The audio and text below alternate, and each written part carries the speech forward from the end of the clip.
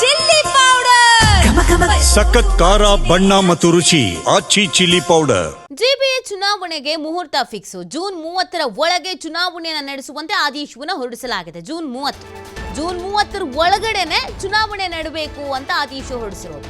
GBA ಚುನಾವಣೆಗೆ supreme court ಗಡುವು ನೀಡ್ತಾ ಇದೆ. ಜೂನ್ 30ರ ಒಳಗೆ ಮುಗಿಸುವುದಕ್ಕೆ ಸುಪ್ರೀಂ ಆದೇಶವನ್ನ ಮಾಡಿದೆ. ವಾರ್ಡ್ ವಿಂಗಡಣೆ ಅಧಿಸೂಚನೆಗೆ ಫೆಬ್ರವರಿ 20 ಗಡುವು ನೀಡಲಾಗಿದೆ. ಮೀಸಲಾತಿ ಪ್ರಕ್ರಿಯೆ ಫೆಬ್ರವರಿ 28ಕ್ಕೆ ಕೊನೆಗೊಳ್ಳಲಿದೆ. ಬಳಿಕ ಎಸ್ಎಸ್ಎಲ್ಸಿ ಪರೀಕ್ಷೆಗಳು ಆರಂಭವಾಗಲಿದೆ. ಮೇವರೆಗೂ ಅವಕಾಶವನ್ನ ಕೇಳಿತ್ತು ಚುನಾವಣಾ ಆಯೋಗ.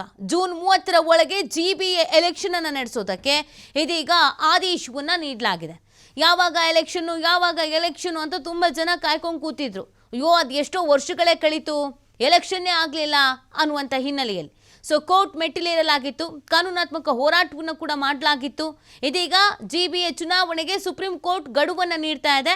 ಜೂನ್ 30ರ ಒಳಗಡೆನೆ ಮುಗಿಸ್ಬೇಕೆಲ್ಲ ಅನ್ನುವಂಥ ಸುಪ್ರೀಂ ಆದೇಶವನ್ನು ನೀಡ್ತಾ ಇರೋದು.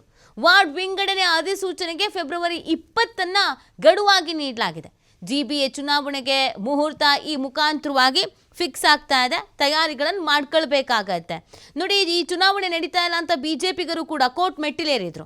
ಕಾನೂನಾತ್ಮಕವಾಗಿ ಇದನ್ನ ಚುನಾವಣೆ ನಡೆಯುವಂತೆ ಆದೇಶ ಬರಬೇಕು ಅಂತ ಪ್ರಯತ್ನಗಳು ಕೂಡ ಆಗಿತ್ತು. ಆದರೆ ಈ ಜಿಬಿಎ ವಾರ್ಡ್ ವಿಂಗಡಣೆ ಒಂದಷ್ಟು ಗೊಂದಲಗಳಿಗಿತ್ತು. ಆದರೆ ಇದೀಗ ಕೋರ್ಟ್ನ ಮುಖಾಂತರವಾಗಿಯೇ ಆದೇಶ ಬಂದಿರುವಂಥದ್ದು.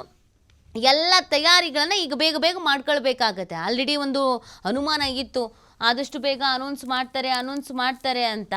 ಈಗ ಫೈನಲಿ ಅನೌನ್ಸ್ ಆಗ್ತಾ ಇರುವಂಥದ್ದು. ಜಿಬಿಎ ಚುನಾವಣೆಗೆ ಸುಪ್ರೀಂ ಈ ಗಡುವನ್ನು ನೀಡ್ತಾ ಇರೋದು. ಜೂನ್ 30 ಒಳಗಡೆ ಏನೇನು ಪ್ರಕ್ರಿಯೆಗಳಿದೆಯೋ ಅದನ್ನೆಲ್ಲನೂ ಮುಗಿಸ್ಕೊಳ್ಬಿಡ್ಬೇಕು, 30 ಒಳಗಡೆ ಮುಗಿಬೇಕು ಅನ್ನುವಂತಹ ಸೂಚನೆಯನ್ನು ನೀಡಲಾಗಿದೆ. ಈಗ ಅಧಿಕಾರದ ಚುಕ್ಕಾಣಿ ಹಿಡಿಯೋದಕ್ಕೆ ತಯಾರಿಗಳು ಇವ್ರು ಏನೇನು ಮಾಡ್ಕೊಳ್ಬೇಕೋ, ಇನ್ನು ಏನೇನು ಬಾಕಿ ಇದೆಯೋ, ಈ ವಾರ್ಡ್ ವಿಂಗಡಣೆ ಸೇರಿದಂತೆ ಕೆಲವು ಗೊಂದಲಗಳಿದೆಯಲ್ಲ, ಈ ಗೊಂದಲಗಳನ್ನೆಲ್ಲ ಇದೀಗ ಕ್ಲಿಯರ್ ಮಾಡಬೇಕಾಗತ್ತೆ. ಕೋರ್ಟ್ನ ಮುಖಾಂತರವಾಗಿ ಆದೇಶ ಬಂದಿರುವಂಥ ಹಿನ್ನೆಲೆಯಲ್ಲಿ ತಡ ಮಾಡೋಂಗಿಲ್ಲ, ಹಿಂದೇಟು ಹಾಕಂಗಿಲ್ಲ. ಸಬೂಬು ಅದು ಯಾವ ಥರ ಕೊಟ್ಕೊಳ್ತಾರೋ ಅದು ಏನು ಕಥೆಯೋ ಗೊತ್ತಿಲ್ಲ, ಕೊಡೋದಿದ್ರೆ.